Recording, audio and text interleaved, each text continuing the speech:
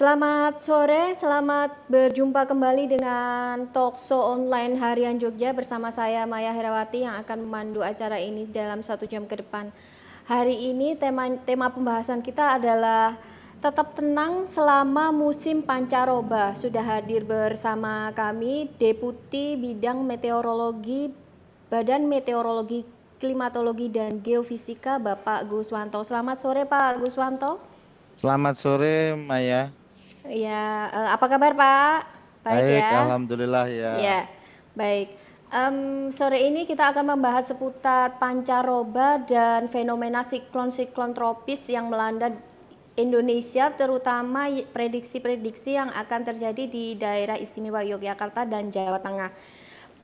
Seperti kita tahu belakangan di Nusa Tenggara Timur dilanda siklon tropis Seroja yang cukup dahsyat sehingga dampaknya pun cukup dahsyat dengan korban jiwa yang cukup banyak. Nah, dari siklon tropis Seroja ini BMKG beberapa kali memprediksi ada bibit siklon yang lain yang tumbuh di sekitar perairan di Indonesia. Kemudian ada juga belakangan yang diprediksi oleh BMKG tumbuh dari bibit siklon di Samudra Pasifik Utara Papua, yaitu siklon tropis Surigai.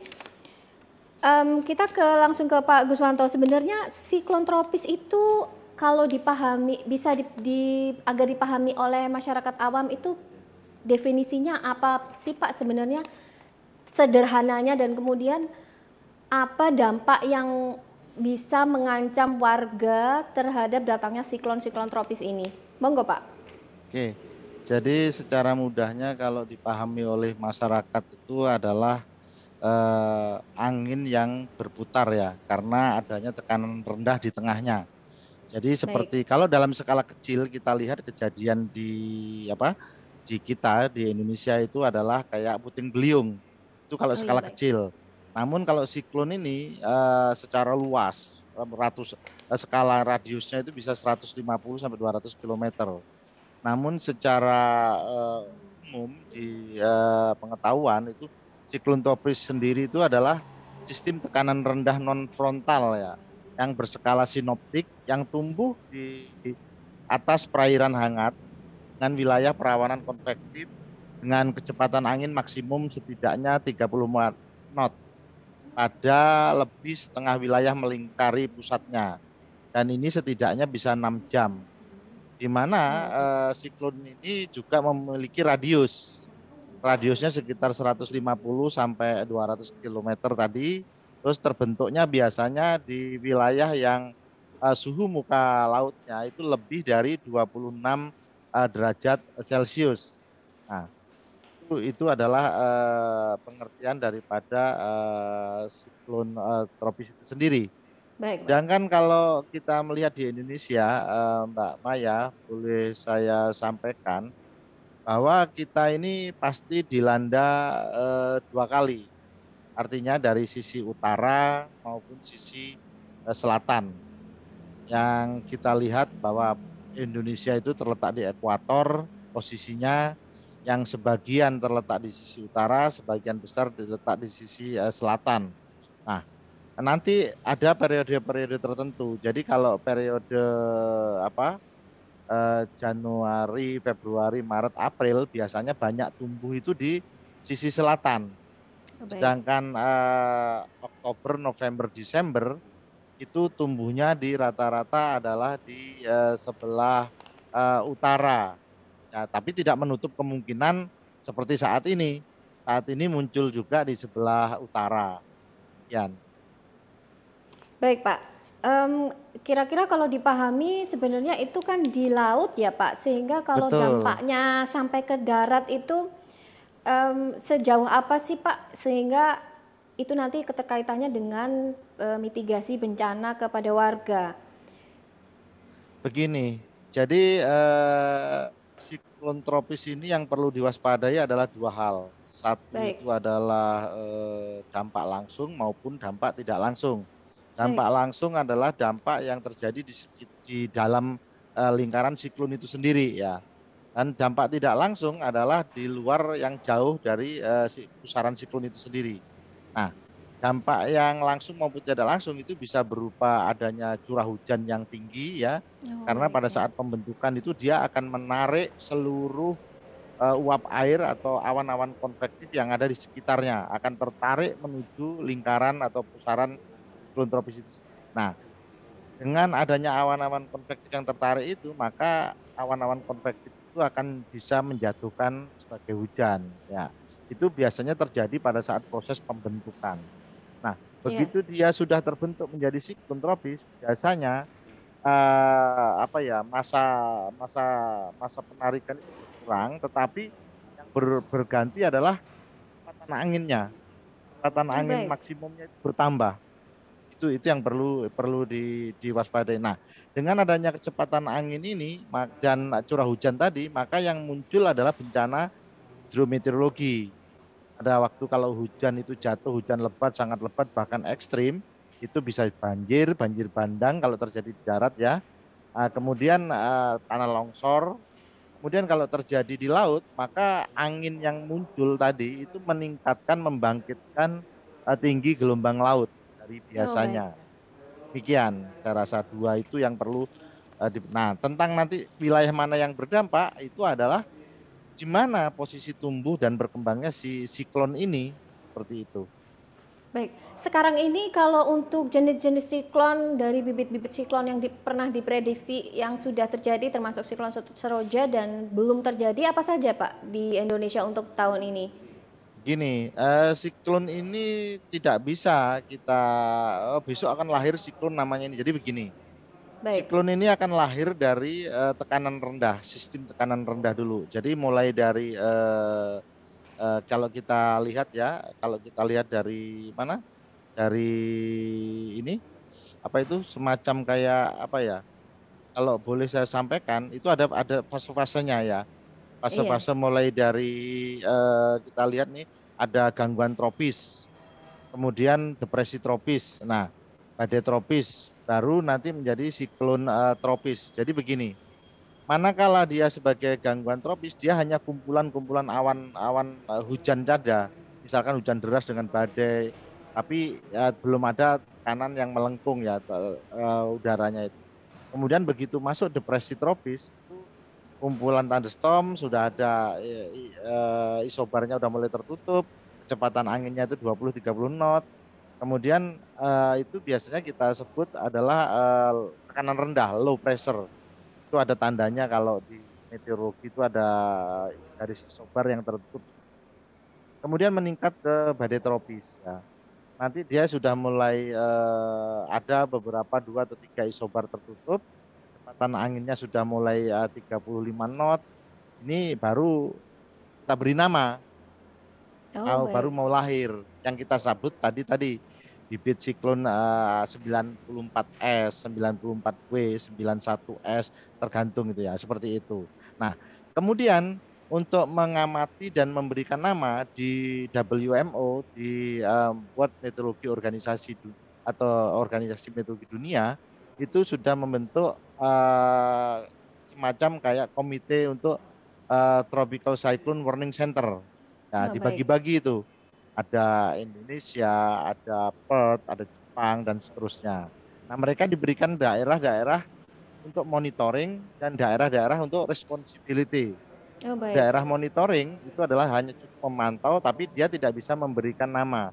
Tapi kalau daerah responsibility, tumbuhnya siklon itu di mana? Misalkan kayak Seroja kemarin tumbuhnya di NTT, itu wilayahnya Tropical Cyclone Warning Center Jakarta, BMKG, maka itu yang memberi nama lahirnya adalah BMKG. Begitu baik. ada siklon yang lain Odet, ya, yang memberi nama adalah Australia. Surigai adalah wilayahnya GMA, Ciclope, maka yang memberi nama adalah di meteorologi Jepang. Demikian. Oh ya, Pak, kita ke siklon Seroja dulu Pak dan siklon Odet mungkin nanti. Ya, Kalau siklon Seroja itu kan sekarang dampaknya sangat besar ya Pak. ya, Ada kabar yang menyebut bahwa siklon ini kali pertamanya menyerang daratan dengan sangat besar dengan jumlah korban jiwa yang sangat banyak. Nah, eh, bagaimana ceritanya muncul siklon Seroja ini dari bibit mana? Kemudian apakah ketika kemunculannya itu masyarakat di daratan tidak bisa mempersiapkan mitigasi yang baik atau ada early warning system gitu Pak untuk siklon, khususnya siklon Seroja ini. Ini akan berdampak untuk mitigasi-mitigasi yang lain Pak. Silakan Pak. Baik. Jadi sebenarnya siklon Seroja ini kan sudah kita beri warning ya tanggal 2, tanggal 3. Dia lahirnya adalah tanggal 4, tanggal 5 ya. Jadi kembali lagi sebenarnya siklon Seroja ini yang membedakan dengan siklon yang lain adalah wilayah tumbuhnya, Oh wilayah ya. berkembangnya. Dia sudah masuk ke wilayah artinya yang titik kritis lah di sela-sela perairan di Nusa Tenggara, di Laut Sawu. Nah, pada saat pembentukan ini yang utama terjadi adalah munculnya semacam penarikan uap air yang di sekitarnya tadi yang saya sampaikan. Maka pada waktu membentuk tanggal 4 ya, tanggal 4 itu belum menjadi siklon, masih menjadi bibit siklon ya. Nah, pada waktu itu sudah memunculkan putaran. Nah, putaran itu yang terkena adalah wilayah-wilayah TB seperti Bima, itu sudah kena duluan tanggal 4. Padahal lahirnya dia tanggal 5 jam 1 dini hari kan, 5 April. Begitu sudah jadi, maka selama 6 jam ke depan dia menyerang seluruh NTT dan sekitarnya. Nah, ada beberapa siklon tropis yang terjadi di wilayah Indonesia itu memberikan dampak signifikan terhadap kondisi cuaca di Indonesia. Nah, salah satunya yang yang kuat baik dari intensitas maupun dampaknya selain tadi yang saya sebutkan Seroja, itu ada juga Cempaka. Oh Pada iya. waktu itu tahun 2017 di perairan Jawa Tengah dan Jawa Timur ya. Nah, dampak langsung yang diakibatkan pada waktu itu adalah hujan lebat, angin kencang di wilayah Jawa Tengah, di Yogyakarta dan Jawa Timur. Nah, namun kalau siklon Seroja ini, kenapa dia istimewa? Karakteristik pertumbuhannya hampir serupa, namun dia di perairan hangatnya seperti yang saya sampaikan tadi, di Laut Sawu, ini membawa dampak yang cukup signifikan. Karena apa? Dia memutarnya itu adalah di daratan. Jadi Oh. bergeraknya itu dari NTT menuju Samudra Hindia Selatan sampai menerjang ke menuju pantai barat Australia. Iya Dan Pak. itu pun juga masih hidup. Kalau tidak salah saya memantau itu pada waktu itu juga sempat menerjang daratan Australia sehingga pantai barat Australia juga dilanda beberapa gelombang tinggi ya dan seterusnya. Dan ini yang masih apa dampak yang muncul itu seperti itu. Jadi kekuatan siklon ini tergantung dari anginnya maupun dari dampak hujan yang ditimbulkannya. Demikian. Pak, konon katanya siklon Seroja itu akan terjadi lagi Pak, setahun 2 kali, betul itu Pak? Tidak. Jadi gini, nama siklon itu tidak bisa disamakan dalam Oh satu baik. tahun. Jadi BMKG sebagai Tropical Cyclone Warning Center Jakarta itu sudah menyiapkan 10 nama. Dari 10 nama Oh yang iya ya. disebutkan tadi, terus kemudian ada nama yang lain. Nama yang lain inilah yang masih masuk cadangan. Nah, sekarang 10 nama itu baru diambil yang Seroja. Masih ada satu lagi nama, kalau lahir siklon lagi dan di wilayah Indonesia dan yang harus memberikan nama itu TCWC Jakarta, maka namanya pasti teratai. Oh iya baik. Ya, nanti kita berikan nama yang list baru lagi. Tergantung Jadi WMO ya Pak? ya, kita jadi mengirim dulu. Jadi seperti ibarat kalau bayi itu mau lahir, orang tuanya sudah memberikan nama nih. Kalau anak saya 3, nanti nama 1, 2, 3 seperti itu. Jadi tidak Oh baik. tidak akan nama si Seroja ini muncul lagi besok. Tidak. Oh iya baik Ya, baik Pak. demikian. Kita ke siklon-siklon yang lain Pak, untuk wilayah lain di Indonesia. Sekarang ada bibit siklon apa lagi Pak ini yang akan menyerang perairan di Indonesia? Ya. Kalau kemarin kan sudah Odet sudah ya. Odet itu Odet. hanya di Odet itu siklon tropisnya dia terbentuk di wilayah relatif jauh dari Indonesia ya, yang hujan lebat, angin kencang, tapi dia yang memberi nama adalah dari TCWC BOM dari meteorologi Australia. Sedangkan yang saat ini lahir lagi kemarin tanggal berapa berapa itu ya, 14 ya. Dia lahir itu jam 7 pagi, itu adalah tropical cyclone Surigae, yang memberi nama adalah dari Jepang. TCWC, Tropical Cyclone Warning Center dari Japan Meteorology Agency ya. Demikian. Iya, Pak. Sedangkan yang sebelum menjadi siklon saat ini ada juga dipantau di sebelah Di barat, mana, Pak? Bengkulu itu Oh. lahir tekanan rendah. Tapi Oh, baik. tekanan rendah ini belum tentu jadi siklon. Bisa juga nanti tekanan rendahnya itu bisa menjadi hanya sampai low pressure area, besok bubar menjadi normal lagi. Seperti itu. Baik. Saya masuk ke wilayah daerah istimewa Yogyakarta dan Jawa Tengah ya Pak. Ya, monggo. Potensi siklon-siklon tropis yang melanda daerah istimewa Yogyakarta dan Jawa Tengah, kira-kira apa saja Pak? Kalau yang pernah terjadi yang terbesar juga apa sebelum ini? Ya, kalau kita lihat ya, kita lihat dampak yang pertama tadi kan yang saya sebutkan tadi kan sudah ada ya, yang melanda Jawa Tengah tadi yang dahlia ya, Oh itu iya, kan Dahlia. sudah melanda itu hanya kena ekornya saja. Cempaka juga, cempaka itu melanda kalau nggak salah waktu itu selatan Jawa Tengah, Jawa Timur ya, yang kena DIY juga terbawa kan ya. Nah, kemudian sebenarnya untuk siklon ini sangat jarang ya melanda ini. Sebenarnya yang lebih banyak adalah ini apa itu, sirkulasi siklonik ya, yang saat Oh, ini melanda di Jawa Tengah itu. Ya lebih cenderung kepada sirkulasi sikloniknya, bukan pada apa yang tadi disampaikan bahwa Jawa Tengah ini cuacanya buruk karena siklon, tidak ya. Jadi kalau boleh saya sampaikan, memang saat ini itu yang sedang terjadi adalah adanya pertemuan dan perlambatan kecepatan angin yang terpantau memanjang barat daya ya. Kalau kita lihat saat ini di sebelah apa, barat Pulau Sumatera itu ada sirkulasi siklonik yang tadi saya sebutkan, sehingga membentuk daerah pertemuan angin dari barat Lampung, Banten hingga barat daya. Itulah yang titik-titik konvergensi, itulah yang mengakibatkan munculnya awan-awan konvektif yang dapat menyebabkan Jawa Tengah dan sekitarnya itu terjadi hujan ya, hujan yang bahkan intensitasnya lebat sampai sangat lebat. Seperti pada waktu bulan Februari yang lalu kan oh sebelah ya. utara Jawa Tengah itu tidak ada siklon, tapi yang ada adalah daerah pertemuan dan perlambatan kecepatan angin, yang artinya kalau anginnya itu melambat, maka terjadi kejadian atau peristiwa konvektif, naiknya udara dari lapisan bawah menuju ke atas itu lebih cepat, sehingga pembentukan awan-awan konvektif atau awan-awan hujan itu lebih cepat. Inilah yang menyebabkan eh, terjadinya bencana yang intensitas hujan dan lain-lain seperti itu, Maya. Oh baik Pak.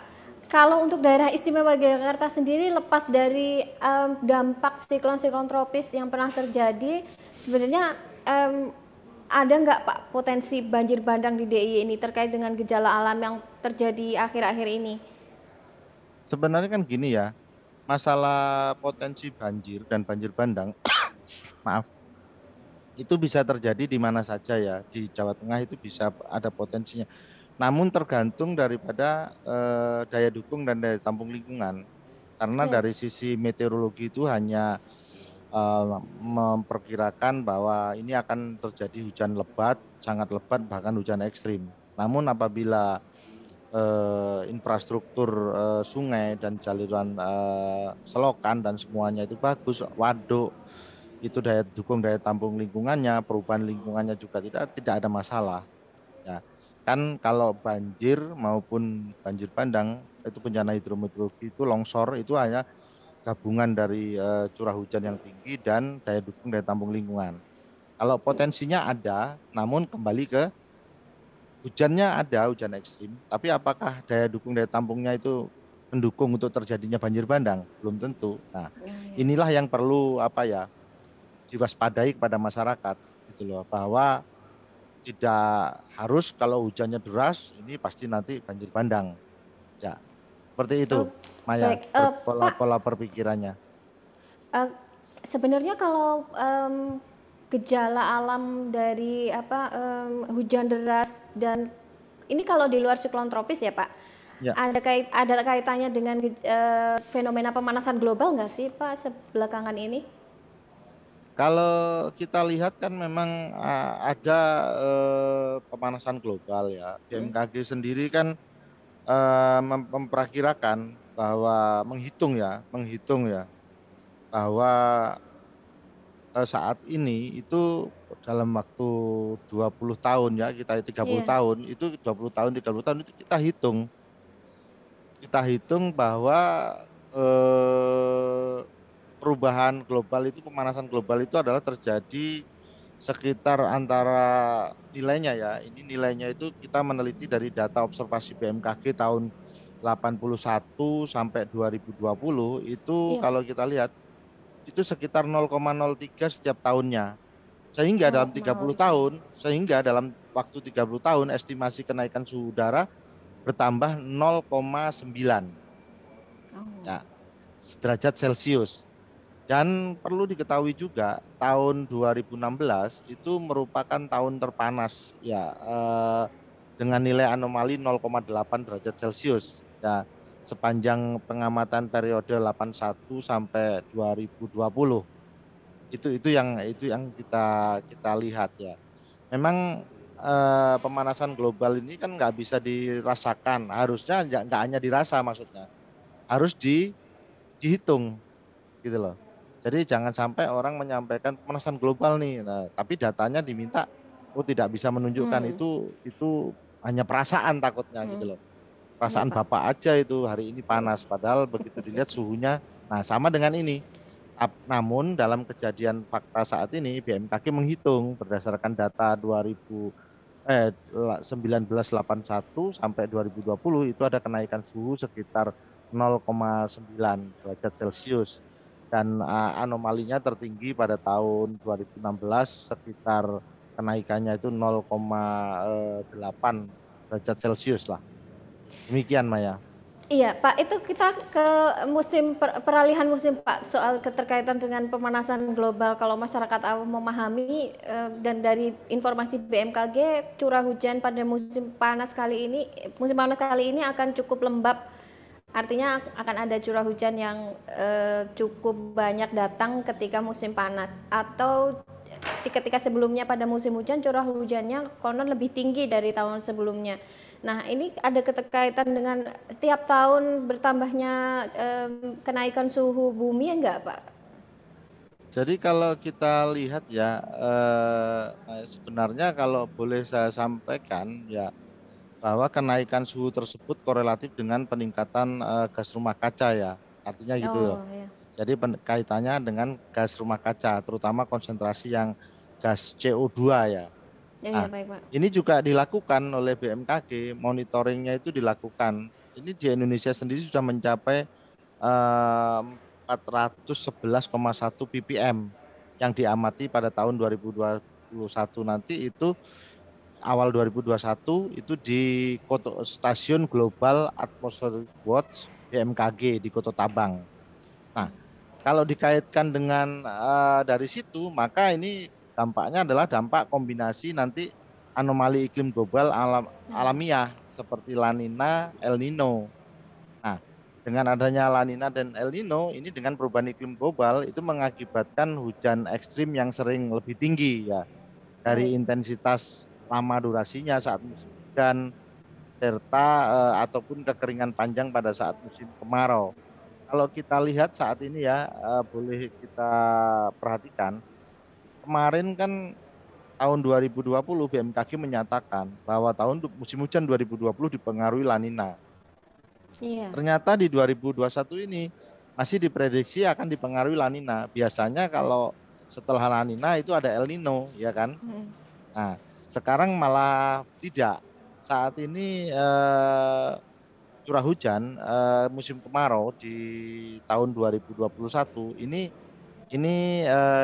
kita prediksi BMKG itu mundur beberapa dasarian. Sebagai contoh ya, ada di bulan April ini yang memasuki musim kemarau itu hanya 22,8% ya Oh dari seluruh begitu. wilayah Indonesia. Baik. Sedangkan nanti akan masuk bulan Mei itu sekitar 30-an% lah akan Hmm. masuk bulan Mei musim kemaraunya. Sedangkan sisanya itu ada 27,5 ya atau berapa lebih ya. Itu akan masuk di bulan Juni. Hmm. Padahal kan sebenarnya kalau kita lihat eh, April ini harusnya sudah musim kemarau. Kemarau. Ya ternyata hanya 22% yang masuk di musim April. Nah, terus kapan Pak masuknya? Ternyata kalau kita hitung dia lebih banyak di bulan Mei dan Juni. Ya, Mundur. berarti ya mundur. Nah, sama seperti di Jogja. Jogja nanti juga kemungkinan dia akan mundur. Demikian. Kalau untuk daerah istimewa Yogyakarta mundur di bulan apa Pak? Mei atau Juni Pak? Kalau kita lihat berdasarkan yang kita susun ini ya, dia di April menuju ke Mei ya. Oh baik. Ya, April April menuju menuju ke ke Mei. Mei ya. Ini kita lihat. Baik Pak. Heeh. Kalau untuk pancaroba ini Oke. dampak-dampak bencana apa lagi yang kira-kira akan muncul Pak kalau diprediksi oleh BMKG terkait juga dengan mundurnya musim kemarau, apakah kemaraunya nanti akan lebih panjang dan kemudian mempengaruhi musim hujan di berikutnya? Baik, Mbak Maya. Kalau kita melihat musim Indonesia itu sebenarnya kan hanya dua musim, musim hujan dan musim kemarau. Namun di sela-sela antara musim hujan dan kemarau itu ada musim peralihan, yaitu Baik, musim pancaroba dari baik. Maret, April, Mei. Nanti ada satu lagi Juni, Juli, Agustus adalah musim kemaraunya. September, Oktober, November itu peralihan juga. Desember, Januari, Februari itu adalah musim hujan kembali. Nah, sekarang kita melihat bencananya apa Pak yang sering muncul. Nah, kalau kita petakan, kita berdasarkan data-data kita, yang paling paling muncul itu yang pertama adalah biasanya curah hujan yang durasinya singkat, tapi dia lebat. Nah, ini secara sporadis terjadi. Nah, ini yang pertama. Biasanya juga nanti diikuti kilat dan petir. Biasanya begitu. Nah, itu yang pertama. Yang kedua, itu adanya angin kencang. Ya, angin kencang ataupun bahkan biasanya muncul puting beliung. Nah, itu yang kedua. Yang ketiga, biasanya muncul juga di kala musim hujan itu muncul fenomena hujan es. Oh, Barangkali di Jogja kemarin juga udah iya Pak, pernah sudah. toh jatuh di bulan Februari kalau tidak salah ya Iya, Mbak Maya. Nah, itu iya. seperti itu. Nah, tiga fenomena ini yang mungkin sering terjadi di musim-musim pancaroba itu. Ya. Jadi kepada masyarakat perlu diwaspadai. Tentunya kalau sudah hidrometeorologinya mengatakan seperti itu, maka bencana apa yang muncul?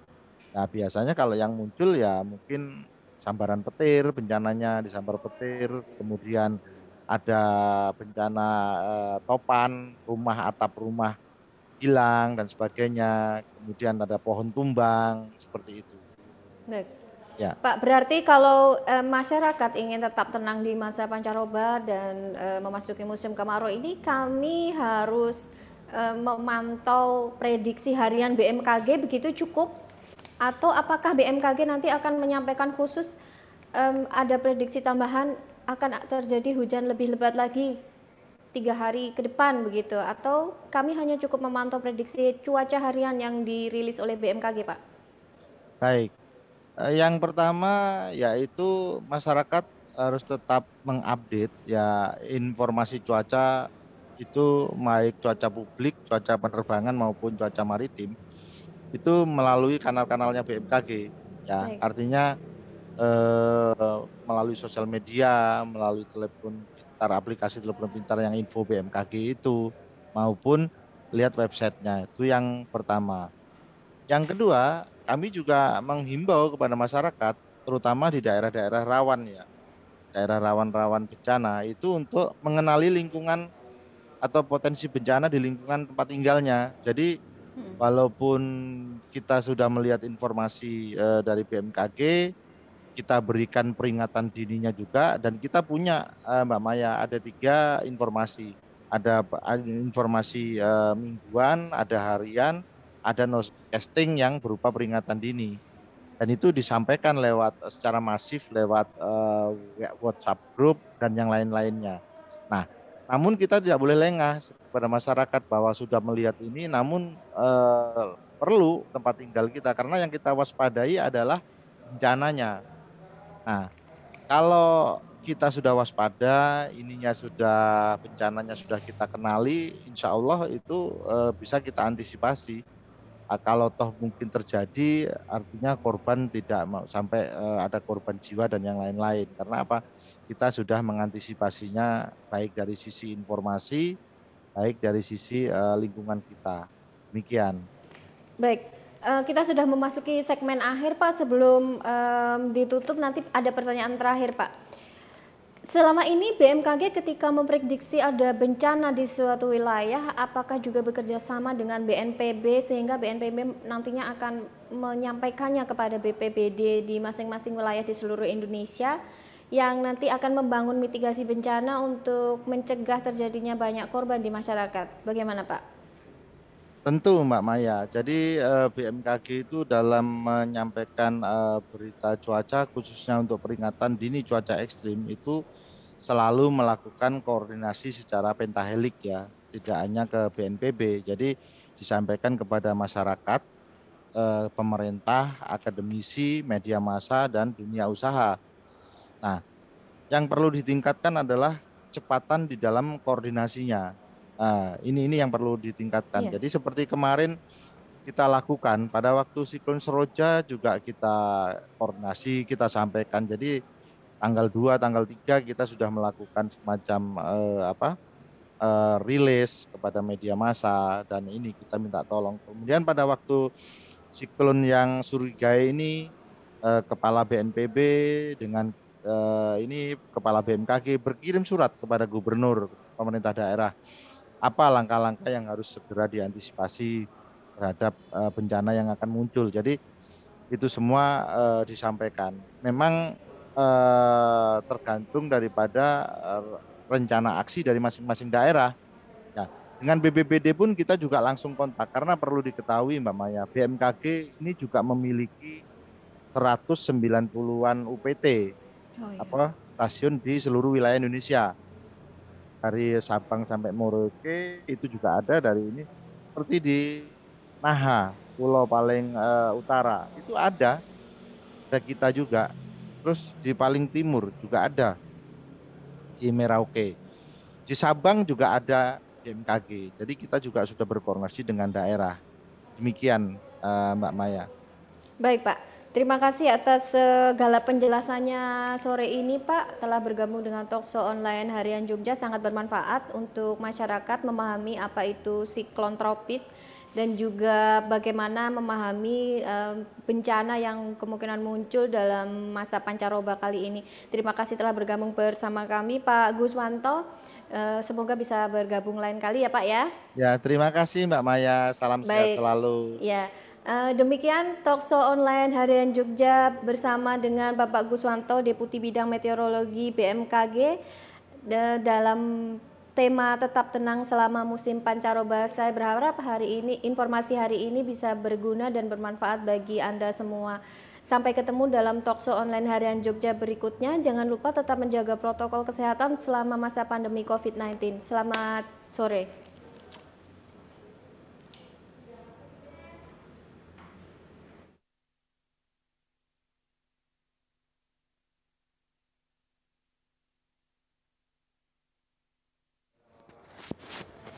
Pak, masih bergabung ya Pak Guswanto?